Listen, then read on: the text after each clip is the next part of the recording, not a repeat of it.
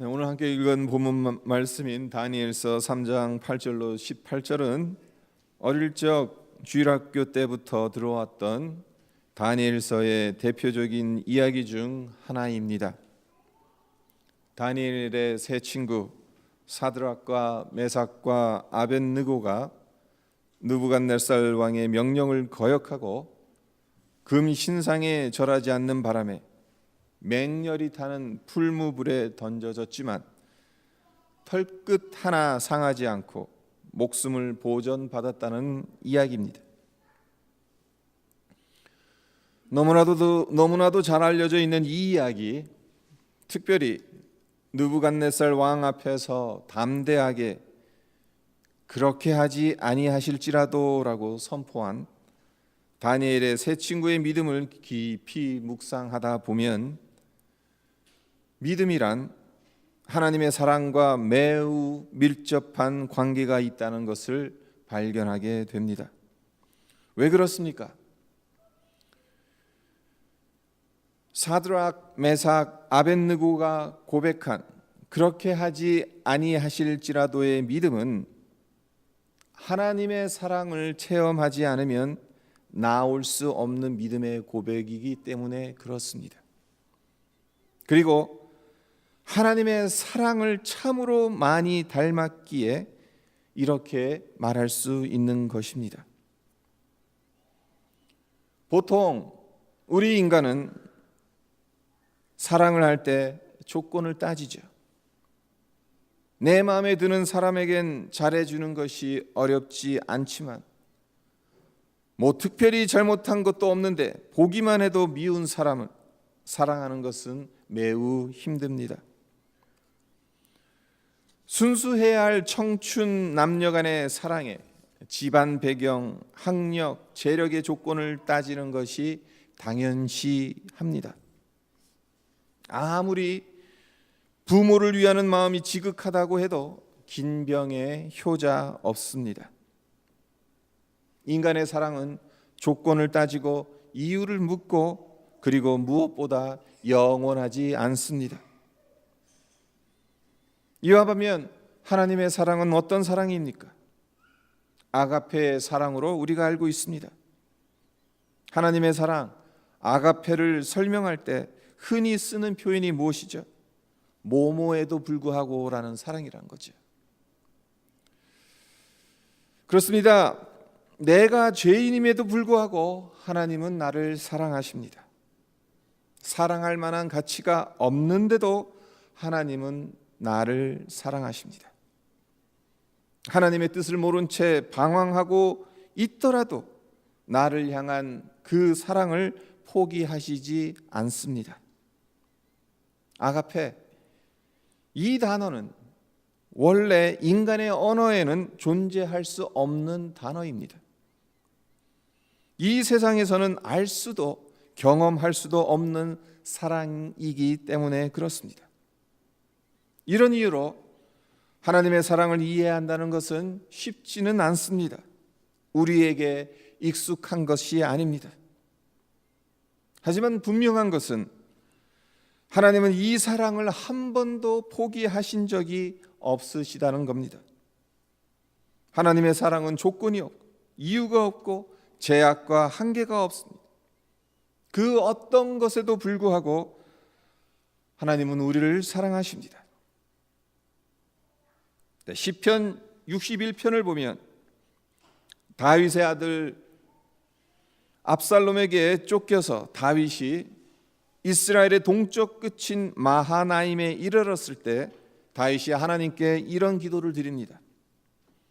내가 땅 끝에서부터 주께 부르짖으오리니 나보다 높은 바위에 나를 인도하소서. 지금 한 나라의 왕이 자기가 다스리는 영토의 끝에 서 있습니다. 그러니 더 이상 도망갈 곳도 없는 겁니다. 왕이 자기 혼자 살겠다고 자기 땅을 벗어나서 남의 땅으로 도망갈 수는 없잖아요. 한마디로 절체절명의 순간입니다. 땅 끝, 더 이상 물러갈 곳이 없는 상황입니다. 그런데 그런 상황에서 다윗이 기도한 것을 보세요. 그 상황을 벗어나게 해달라고 보통은 기도하지 않습니까? 하지만 다윗은 이 기도를 드리지 않았습니다. 천군 천사를 보내셔서 대적들을 모조리 진멸시켜 달라는 기도를 드리지 않았습니다. 그 대신 높은 바위로 인도해 달라는 간구를 드리고 있습니다. 우리로서는 이해하기가 힘들어요. 높은 바위로 인도해 달라. 마하나임, 동쪽 땅 끝에서 이제 더 이상 도망갈 곳도 없는 압살롬이 그를 쫓아오면 이젠 왕으로서의 그 자존심 다 버리고 망명을 하든 아니면 아들의 칼에 맞아 죽든 그 절체절명 순간에 놓여져 있는데 하나님 이 상황을 벗어나게 해주십시오. 그런 기도를 드린 게 아니라 높은 바위로 인도해달라는 간구를 드리고 있다는 거예요. 우리로서는 참 납득하기가 쉽지가 않습니다. 다윗은 하나님께 높은 바위로 인도해달라 이 기도를 드렸어요. 이 기도가 의미하는 바가 무엇이겠습니까? 하나님의 임재 안으로 더 깊이 들어가기를 원한다는 겁니다. 사면 초가와 같은 상황이니까 하나님의 은혜가 더 필요하다는 겁니다. 우리의 신앙생활을 건강하게 유지하는 비결은 다른 곳에 있지 않습니다. 높은 바위로 인도함을 받으면 됩니다. 하나님의 사랑을, 하나님의 은혜를 날마다 새롭게 경험하면 되는 겁니다. 성도 여러분, 우리가 힘들고 어려운 일들 앞에서 속절없이 무너지는 이유가 무엇이겠습니까? 지나고 나서 생각해 보면 별것 아닌 문제인데 내 자신을 힘들게 하고 주위 사람들에게 상처를 주는 이유가 무엇이겠습니까? 높은 바위로 인도하심을 받지 않았기 때문입니다. 주님의 은혜와 사랑을 체험하지 않았기 때문에 그런 겁니다. 높은 바위로 인도함을 받지 않으면, 주님의 은혜와 사랑을 체험하지 않으면 아무리 신앙의 연륜이 깊고 신앙 지식이 많아도 아무 쓸모짝 없는 것입니다. 오히려 그러한 것들이 우리 자신을 더 어렵게 만들 수도 있는 것입니다. 사드락과 메삭과 아벳느고가 그렇게 하지 아니하실지라도라고 선포한 믿음의 고백은 어느 날 자고 일어났더니 갑자기 저절로 된 것이 아니라는 점을 우리 모두 기억했으면 합니다. 하나님을 절대적으로 신뢰할 수 있는 이 신앙의 고백, 불에 던져져도 능히 구해주실 수 있는 전능하신 하나님이시지만 그 능력을 사용하는 것은 전적으로 하나님께 달린 것이고, 하나님께서 그렇게 하지 아니하셔서 설령 목숨을 잃게 된다 할지라도 하나님을 향한 신뢰를 저버리지 않겠다는 이 믿음의 결단은 하나님의 아가페 사랑에 흠뻑 젖어 있지 않으면 절대로 나올 수 없는 것입니다. 이 세상에는 자신이 믿는 신념과 가치를 위해 죽는 열사들, 의로운 자들이 많습니다. 인간이 존엄하다고 말하는 이유는 자신의 신념을 위해 목숨까지도 내놓을 수 있기 때문입니다. 하지만 신념이 인간의 존엄성을 가장 잘 보여주는 것은 맞지만 이것이 믿음을 대체할 수는 없는 것입니다. 믿음의 선배들은 신념으로 순교한 것이 아닙니다. 믿음으로 순교한 것입니다. 그리고 그 믿음은 조건 없는 하나님의 사랑, 죄를 범한 인류를 위해 아낌없이 당신의 살과 피를 내주신 우리 주 예수 그리스도의 희생적인 사랑이 바로 나를 위한 사랑임을 깨닫고 그 사랑의 깊이 잠김으로 만들어진 것입니다. 그래서 주님의 사랑이 이렇게 귀하고 좋은 것인데 구차하게 내 목숨을 유지하기 위해 주님의 사랑을 저버리고 그분의 이름을 욕되게 하고 싶지 않다는 마음으로 순교할 수 있었던 겁니다. 다니엘의 세 친구가 풀무불에 던져져도 하나님께서 능히 구원해 주실 수 있다고 믿었지만 그렇게 하지 아니하실지라도 우리가 왕의 신들을 섬기지도 아니하고 왕이 세우신 근 신상에게 절하지도 아니할 줄을 아옵소서라고 담대하게 말할 수 있었던 것은 하나님께서 마지막 순간에 어떤 식으로든 개입하실 것이라는 그러한 기대감을 가졌기 때문이라고 생각하면 오산이에요. 하나님께서 원하시는 뜻대로 이루실 것이라는 완전한 확신 가운데 삶과 죽음을 하나님의 손에 맡겼기 때문에 순교할 각오를 하고 이런 고백을 할 수 있었던 것입니다.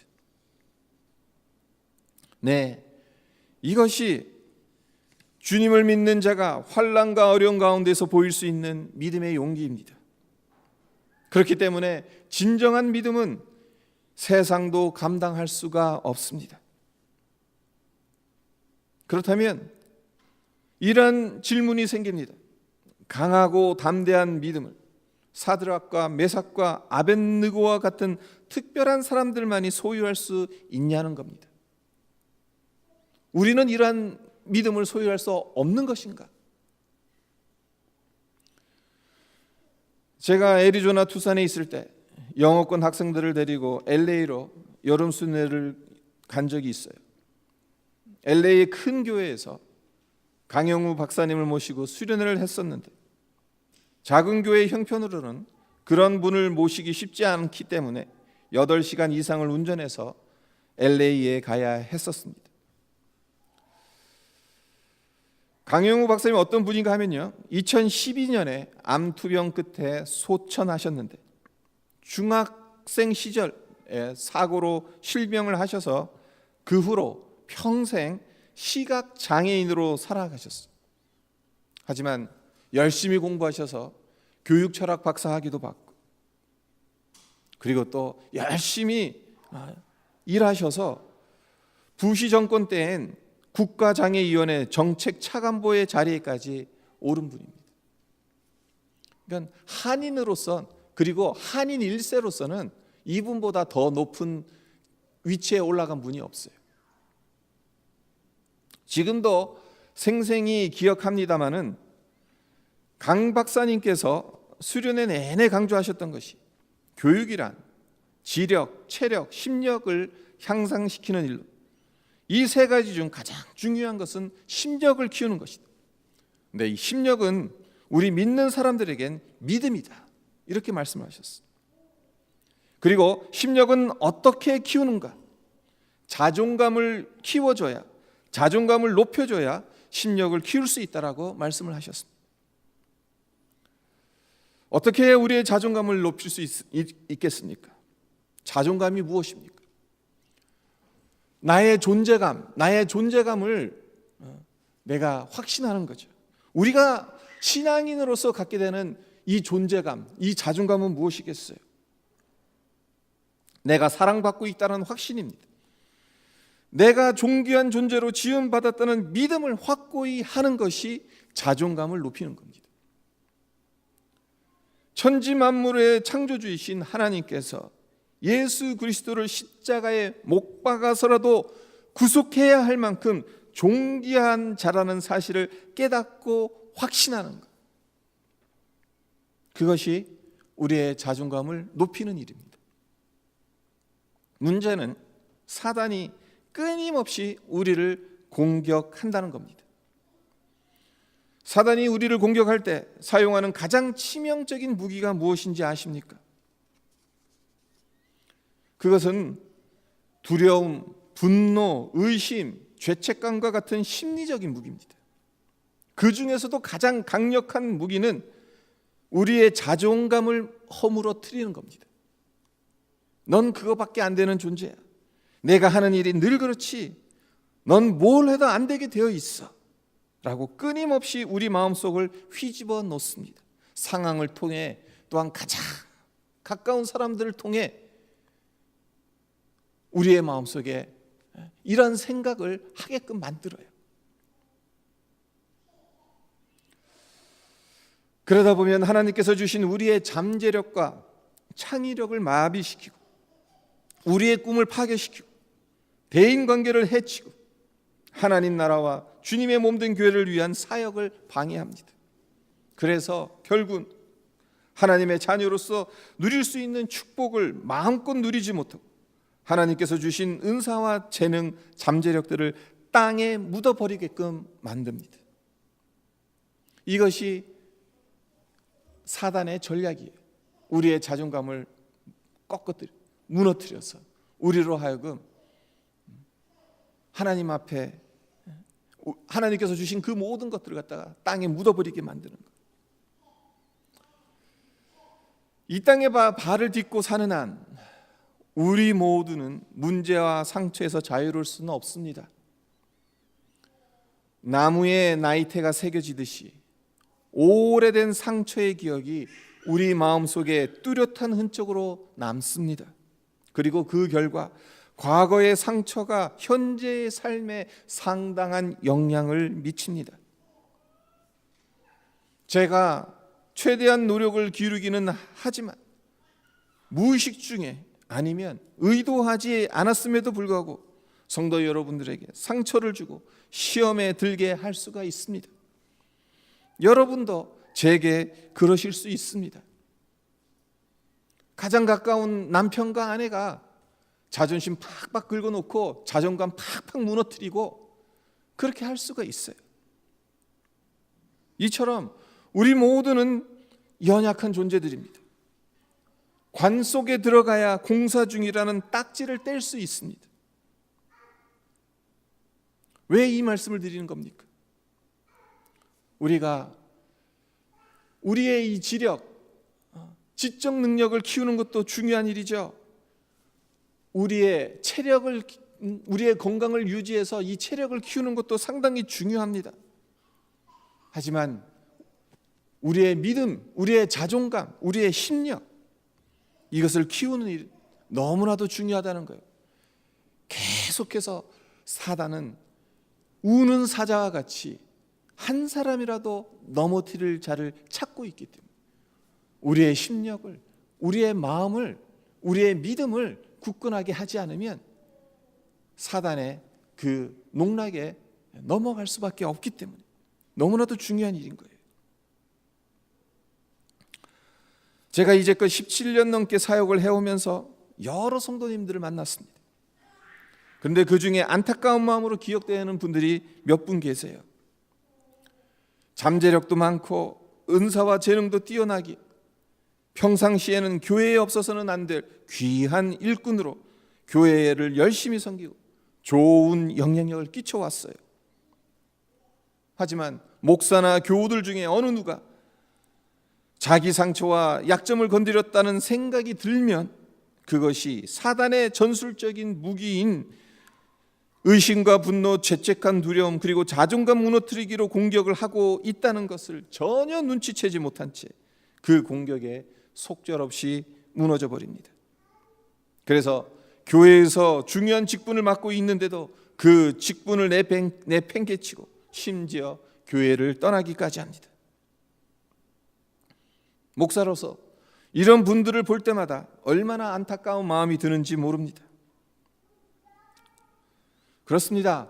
누군가 내 자존심을 무너뜨리고 상처를 주면 그 사람과 상종하기 싫습니다. 그 교회에 출석하기 싫어지는 것은 당연합니다. 그래서 다른 교회로 옮기죠. 그러면 당분간은 마음과 몸을 힘들게 했던 관계에서 벗어나게 되었으니 마음이 평안해질 겁니다. 사역에 무거운 짐도 지지 않으니 홀가분해질 거예요. 그러나 치유되지 않은 채 방치된 상처는 훗날 또 다른 계기를 통해 재발하게 되어 있어요. 그래서 또다시 내 자신을 힘들게 하고 다른 사람들에게 상처를 줍니다. 그리고 이 사이클을 몇 번 반복하다 보면 축복의 통로로 쓰임받는 자리에서 점점 멀어지게 되고 결국에는 화석화된 신앙생활을 하는 지경에까지 이르게 됩니다. 성도 여러분, 누군가로부터 상처를 받으면 자존심 상하죠. 안에서 열불이 나서 부글부글 끓습니다. 하지만 자존심 상하고 열불 난다고 사단에게 농락당하면 안 되잖아요.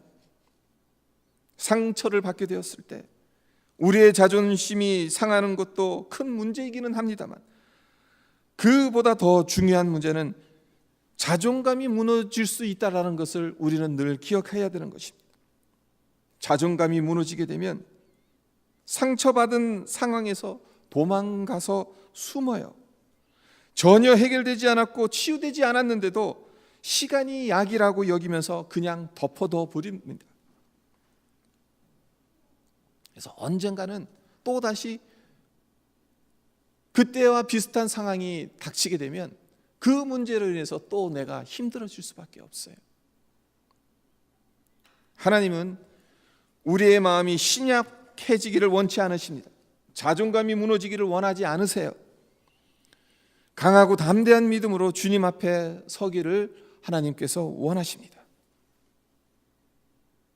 앞서 말씀드린 것처럼 그렇게 하지 아니하실지라도 라는 믿음의 고백, 하루아침에 만들어질 수 있는 고백이 아니라는 것. 십자가에서 흘러나오는 무조건적이고 제한이 없으며 영원무궁한 하나님의 사랑을 날마다 경험하게 될 때 맺게 되는 열매라는 것. 생각해 보십시오. 다니엘의 세 친구들, 이 일을 당했을 때의 나이가 아직 20살도 되지 않았을 때입니다. 그런 그들이 어떻게 몸을 쪼개고 풀무불에 던져버릴 수 있는 무소불위의 권력을 휘두르는 절대 군주 앞에서 강하고 담대한 믿음을 보일 수 있었겠습니까? 우리와 다른 성정을 가져서입니까?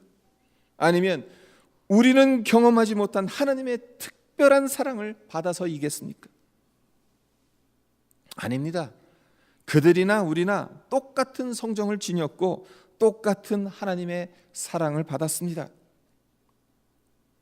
사드락과 메삭과 아벳느고가 그러한 담대한 믿음의 고백을 할 수 있었던 것은 그들의 삶 속에서 하나님이 어떤 분이신지, 그분의 사랑이 얼마나 깊고 오묘한지를 경험했기 때문에 가능한 것이었어요. 다니엘서 1장을 보게 되면 어떤 사건이 나옵니까? 황궁, 한마디로 아카데미에 들어갔어요. 3년 동안 그곳에서 교육을 받아야 돼요. 네. 거기에 들어간 사람들은 모두 다 왕이 지정한 음식을 먹어야 돼요. 근데 다니엘과 세 친구는 그것을 거절합니다. 그 이유가 무엇입니까? 이것은 우상에게 바친 음식이라는 거예요. 우리는 우상에게 바친 음식을 먹음으로 우리 몸을 하나님께 정말 부정되게 하고 싶지 않다. 벌써 이때부터 다니엘과 세 친구들은 그들의 믿음을 지키기 위해서 순교할 각오로 그들의 삶을 살아갔던 것입니다. 우리 역시 그 어떤 것에도 불구하고 우리를 영원히 지키시고 함께 하시는 하나님의 사랑을 날마다 체험한다면 담대한 믿음의 고백을 어느 누구 앞에서도 할 수 있을 것입니다. 그렇습니다. 하나님의 사랑에 잠기는 것만큼 우리의 자존감이 확고해지고 믿음이 자라갑니다. 바라기는 하나님의 그 어떤 것에도 불구하고의 무조건적인 사랑을 우리의 삶 속에서 깊이 경험하시기를, 그래서 그렇게 하지 아니하실지도라도는 이 담대한 믿음의 고백을 우리 모두가 드렸으면 해요. 그냥 하루아침에 이게 만들어지는 것이 아니라고 그랬죠. 날마다 하나님 우리를 얼마나 사랑하시는지를 내가 깨닫고 알고 누리고 경험하는 자리로 자꾸 나가야 돼요. 그것을 위해서 우리가 몸부림쳐야 됩니다. 그래야 할 때 어떠한 상황 속에서도 하나님께서 우리와 함께 하신다는 것을, 그렇기에 그것이 우리로 하여금 풀무불에 던져지게 되는 그러한 상황에 놓여지게 된다 하더라도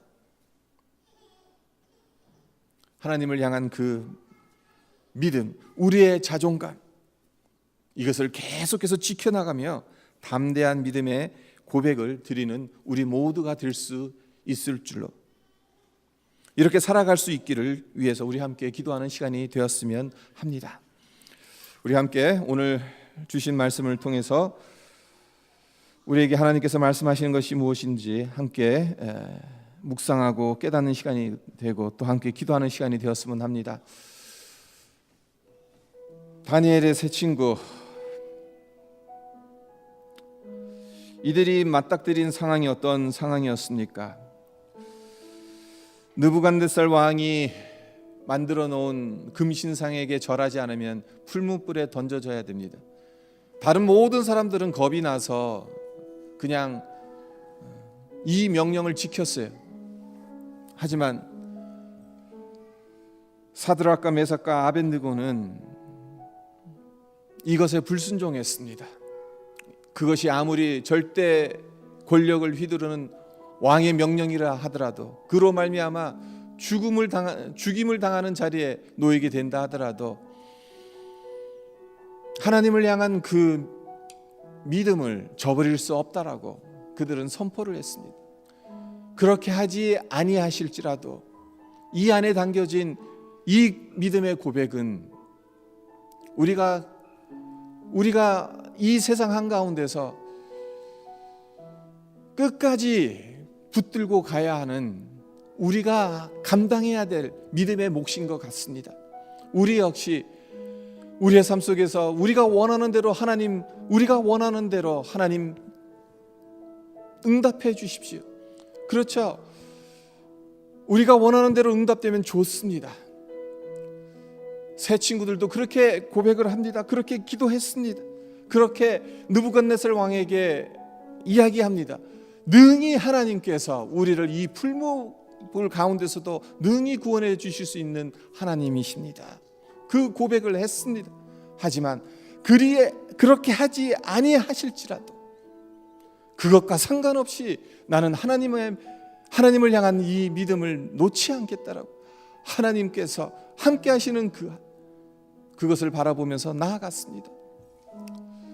하나님, 우리에게도 이 믿음을 허락해 주십시오. 어떻게 하면 우리가 이 믿음대로 살아갈 수 있는지, 이 담대한 믿음으로 이 세상을 승리하면서 살아갈 수 있는지 하나님, 우리에게 그 비결을 가르쳐 주시지 않았습니까? 날마다 아버지 하나님 앞에 하나님의 사랑 안에 거했을 때 하나님, 우리가 이러한 믿음을 우리가 가질 수 있다라고 하나님, 날마다 성령께서 우리의 삶을 주장하시고 우리를 인도해 주셔서 이 믿음의 자리에까지 나아갈 수 있게 해 주십시오. 함께 기도하는 시간이 되었으면 합니다. 기도드리겠습니다. 아버지 하나님, 감사합니다. 주님, 사드락과 메삭과 아벳느고 아버지